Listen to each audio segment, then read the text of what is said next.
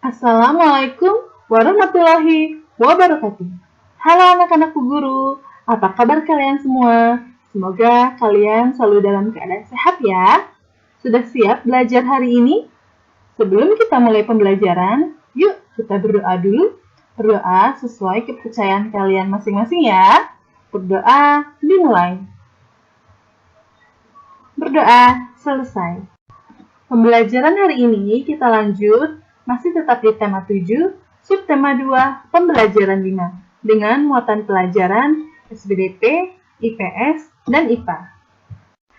Sebelum kita mulai pembelajaran, Ibu ingin bertanya, masih ingatkah kalian pembelajaran 4 kemarin? Kita membahas apa? Ya, di pembelajaran 4 kita membahas tentang proses pembentukan NKRI. Di masa penjajahan, banyak sekali peristiwa-peristiwa heroik yang terjadi di daerah-daerah setelah proklamasi kemerdekaan Indonesia. Para pejuang dengan gagah berani dan pantang menyerah berusaha mengusir Jepang dari Indonesia. Semangat gagah berani dan pantang mundur para pejuang tergambar dalam lagu Maju Tak Gentar. Siapa di sini yang pernah mendengar lagu Maju Tak Gentar? Kalian coba nyanyikan di rumah. Lagu Maju Tak Gentar dapat dijadikan lagu pengiring tarian. Gerakannya dilakukan dengan semangat seperti para pejuang mempertahankan kemerdekaan Indonesia. Nah, anak-anak semua, coba kalian perhatikan gambar yang terdapat pada slide ini. Ini adalah 4 gerakan lagu Maju Tak Gentar. Kalian lihat dari gerak 1. Jadi gerak 1, gerakannya adalah berjalan tegap ke depan. Kalian sambil berlatih di rumah ya. Kalian bisa praktekkan di rumah dengan orang tua kalian. Ya, kita kembali lagi. Gerak 1, berjalan tegap ke depan. Jadi kalian berjalan tegap ke depan. Kalian lakukan seperti yang ada di gambar.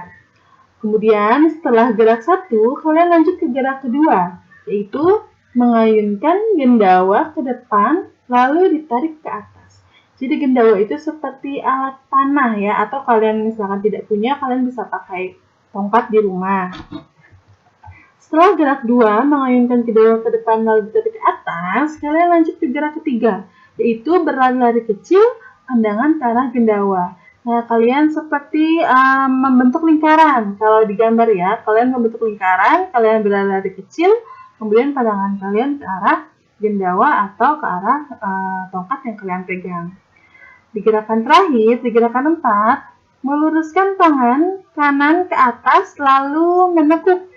Pandangan menatap tajam ke depan lalu kepala menengok ke kanan. Ya, seperti itu. Jadi, tangan kanan ke atas lalu ditekuk lagi, pandangannya ke depan, kemudian mengarah ke kanan. Seperti yang ada di gambar di slide ini di gerak 4. Ya, ini adalah 4 gerakan dalam lagu Maju Tak Gentar yang bisa kalian praktekkan atau kalian berlatih di rumah. Oke. Setelah kita mempelajari lagu Maju Tak Gentar dan gerakan tariannya, kita lanjut ke materi berikutnya, yaitu pelajaran IPS. Sejak pembacaan teks proklamasi oleh Soekarno-Hatta, gawang proklamasi terdengar di mana-mana. Namun, belum lama menikmati kemerdekaan, bangsa Indonesia sudah dihadapkan dengan perjuangan mempertahankan kemerdekaan. Perjuangan itu dikarenakan Belanda ingin menjajah Indonesia lagi. Belanda datang ke Indonesia dengan membonceng tentara sekutu pemimpin Inggris. Akibatnya, pertempuran terjadi di mana-mana. Dalam perjuangan mempertahankan kemerdekaan, terjadi 2 perjuangan. Yang pertama adalah perjuangan fisik, melalui kontak senjata. Lalu yang kedua adalah perjuangan diplomasi atau melalui perundingan. Kita perhatikan dulu yang perjuangan fisik. Di perjuangan fisik terjadi 5 pertempuran. Ya, yang pertama yaitu pertempuran Surabaya, yang kedua pertempuran Palagon Ambarawa, yang ketiga Bandung Lautan Api, yang keempat pertempuran Medan Area, dan yang kelima serangan umum 1 Maret. Dan dalam perjuangan diplomasi atau melalui perundingan terjadi 3 perundingan. Yang pertama perundingan Linggarjati, yang kedua perundingan Renville, dan yang ketiga perundingan Rumbayan. Ini adalah hal-hal yang terjadi ketika pahlawan kita sedang memperjuangkan mempertahankan kemerdekaan Indonesia. Penjelasannya akan ada di slide berikut ya. Yang pertama akan Ibu jelaskan adalah mengenai perjuangan fisik. Tadi dalam perjuangan fisik terjadi 5 pertempuran. Yang pertama adalah Pertempuran Surabaya. Pertempuran Surabaya terjadinya di Surabaya. Penyebabnya adalah tewasnya Jenderal Maladi, pimpinan Sekutu. Adapun tokoh Indonesia yang terlibat adalah Bung Tomo, Gubernur Suryo, dan Kolonel Sungkono. Kemudian, setiap tanggal 10 November diperingati sebagai Hari Pahlawan. Lalu pertempuran yang kedua adalah Pertempuran Ambarawa. Tempat terjadinya di Ambarawa, Provinsi Jawa Tengah. Terjadi pada tanggal 15 Desember 1945. Insiden ini bermula dari Sekutu mempersenjatai tawanan yang sudah dibebaskan. Sekutu juga membebaskan orang-orang Belanda secara sepihak. Adapun tokoh yang terlibat dalam peristiwa ini antara lain Kolonel Istiman dan Kolonel Sudirman. Lalu berikutnya adalah Bandung Lautan Api. Tempat terjadi di Bandung. Terjadi pada tanggal 23 Maret 1946. Insiden ini bermula dari ultimatum Sekutu meminta senjata yang diperoleh dari tentara Jepang untuk diserahkan kepada Sekutu. Namun, rakyat Bandung menolaknya, bahkan membakar kota Bandung agar tidak dikuasai oleh Sekutu. Dan tokoh yang terlibat antara lain Muhammad Toha, Abdul Haris Nasution, dan Suryadi Suryadharma. Pertempuran berikutnya yang terjadi adalah Pertempuran Medan Area. Tempat terjadi di Medan. Peristiwa ini terjadi pada tanggal 10 Desember 1945 karena orang-orang Belanda menginjak-injak bendera merah putih. Tokoh yang terkenal adalah Ahmad Tahir. Dan yang terakhir, perjuangan fisik yang terjadi adalah serangan umum 1 Maret. Terjadi di Yogyakarta. Peristiwa ini dipicu Belanda yang menduduki kota Yogyakarta dan mempropagandakan bahwa TNI telah hancur. Tokoh yang terlibat antara lain Letkol Soeharto dan Sultan Hamengkubuwono IX. Berikutnya adalah perjuangan diplomasi.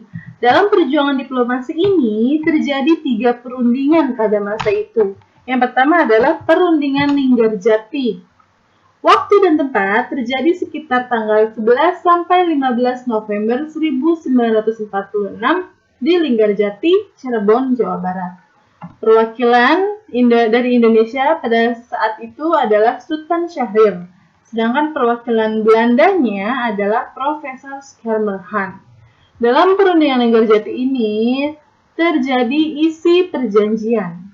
Ada 3. Yang pertama, Belanda hanya mengakui kekuasaan Republik Indonesia atas Jawa, Madura, dan Sumatera.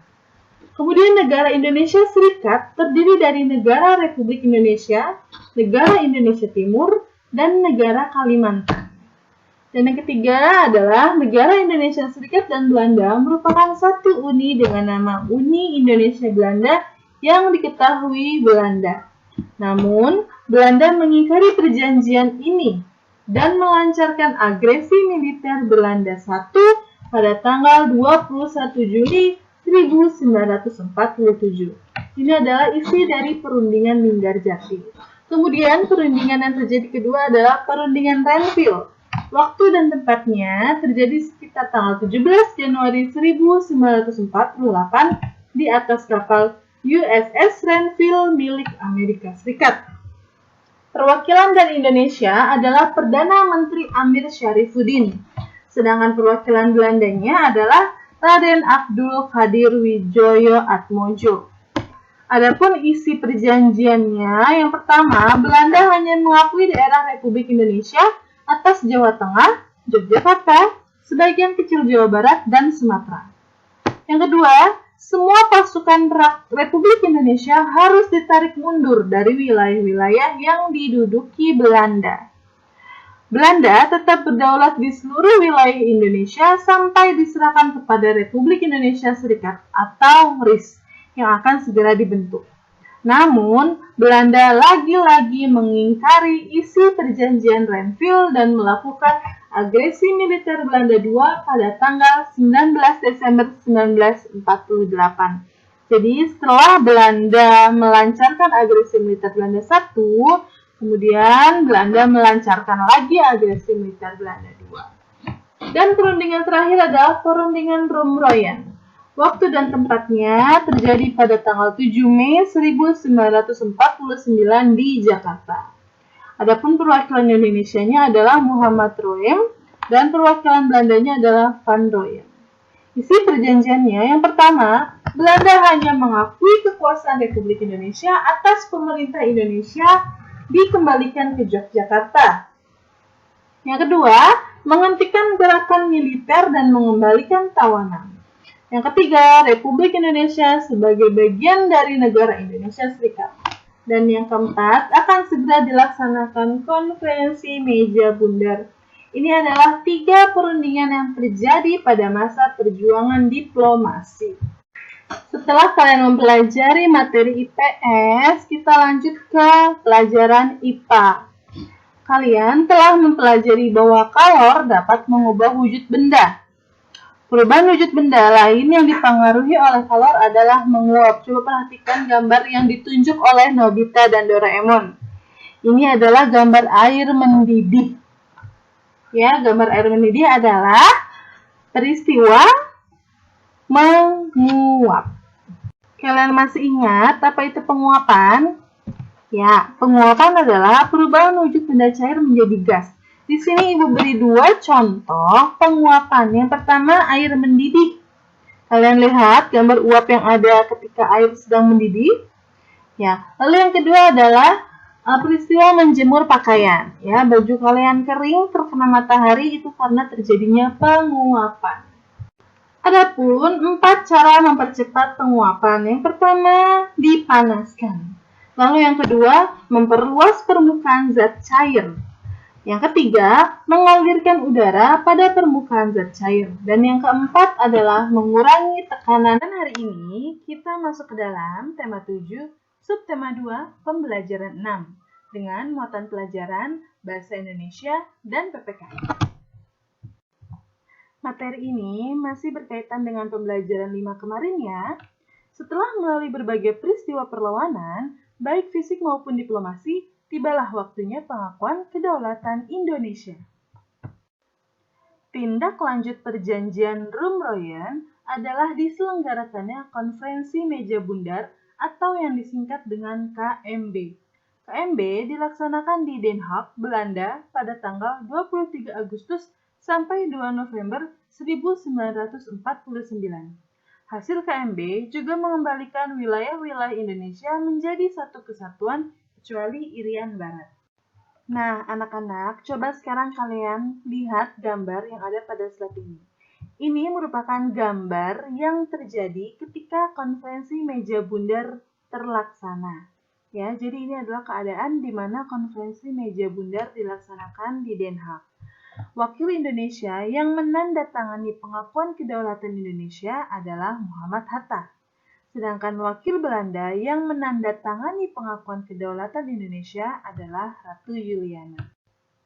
Dengan adanya pengakuan kedaulatan tersebut, berakhirlah penjajahan dan kekuasaan Belanda atas Indonesia. Peristiwa tersebut juga menandai berdirinya Negara Republik Indonesia. Nah, anak-anak, kalian sudah tahu bagaimana proses terjadinya Negara Republik Indonesia berdasarkan hasil keputusan konferensi meja bundar. Sekarang, Ibu ingin bertanya kepada kalian. Masih ingatkah kamu cara menentukan informasi penting dari teks sejarah? Ayo, siapa yang masih ingat? Untuk menemukan informasi penting dari teks narasi sejarah, kamu dapat mengelompokkan informasi menggunakan kata tanya dalam bentuk peta pikiran. Sebelumnya, Ibu pernah menjelaskan mengenai kata tanya. Kata tanya yang Ibu jelaskan yaitu tentang adik Simba. Siapa yang masih ingat tentang adik Simba? Mungkin sudah pada lupa ya. Kali ini Ibu akan mengulasnya kembali tentang kata tanya. Kata tanya untuk mendapatkan informasi pada teks narasi yaitu adik Simba, di mana terdiri atas apa, di mana, kapan, siapa, mengapa, dan bagaimana. Ibu akan ulas satu persatu. Apa? untuk menanyakan nama atau jenis peristiwa yang terjadi di dalam teks. Di mana untuk menanyakan tempat berlangsungnya peristiwa dalam teks. Kata tanya kapan untuk menanyakan waktu terjadinya peristiwa di dalam teks. Dan kata tanya siapa untuk menanyakan tokoh atau pelaku yang terlibat dalam peristiwa yang terjadi di dalam teks. Kata tanya mengapa untuk menanyakan penyebab terjadinya peristiwa dalam teks. Sedangkan kata tanya bagaimana untuk menanyakan cara atau keadaan saat terjadinya peristiwa dalam teks. Ibu akan beri contoh bagaimana cara kalian menemukan informasi penting dari sebuah teks. Nah, di sini Ibu punya sebuah teks, kalian baca dengan cermat tentang peristiwa konferensi meja bundar. Kalian baca ya.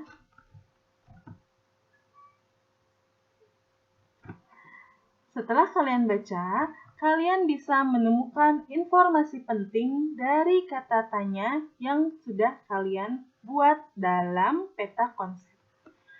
Di sebelah teks terdapat kata tanya yang sudah Ibu berikan.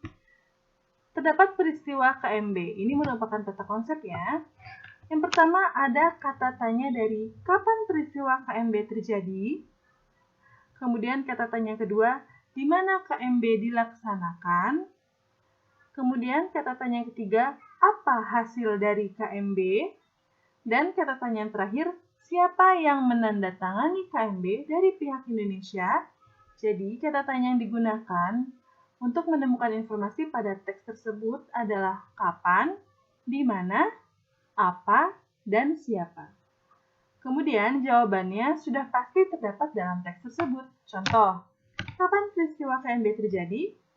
KMB terjadi pada tanggal 23 Agustus sampai 2 November 1949. Nah, jawaban ini terdapat pada paragraf pertama yang terdapat di dalam teks. Begitupun kata tanya yang lainnya. Di mana KMB dilaksanakan? KMB dilaksanakan di Den Haag, Belanda. Seperti itu. Kalian, jika ingin menemukan informasi penting, harus menggunakan kata tanya. Setelah kalian mempelajari menemukan informasi pada sebuah teks, kita lanjut ke materi berikutnya. Bersyukur kepada Tuhan atas karunia berupa bangsa dan negara Indonesia merupakan bentuk cinta tanah air. Rasa syukur harus kita wujudkan dalam bentuk yang nyata oleh siapapun, kapanpun, dan dimanapun kita berada. Salah satu upaya menghormati dan menghargai jasa para pahlawan adalah dengan menyanyikan serta memahami lagu-lagu perjuangan. Setiap lagu perjuangan memiliki makna yang menggambarkan sikap kepahlawanan para pejuang.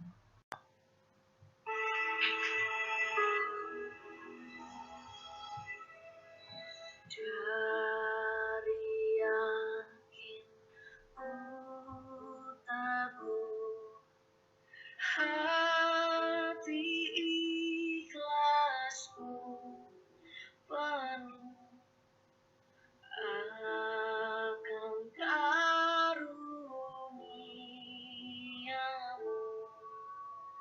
Tanah air pusaka Indonesia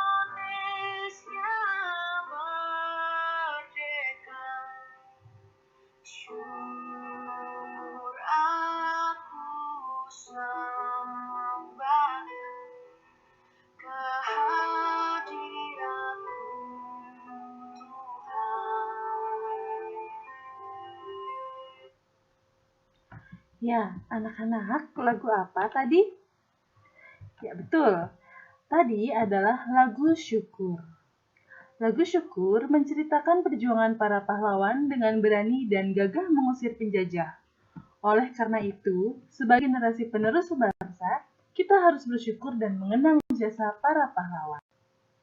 Setelah kalian mendengarkan lagu Syukur, kita lanjut ke materi berikutnya. Konferensi berteman dalam keragaman ini dikukuhkan pada tanggal 14 sampai 18 Oktober 2003 di Jakarta.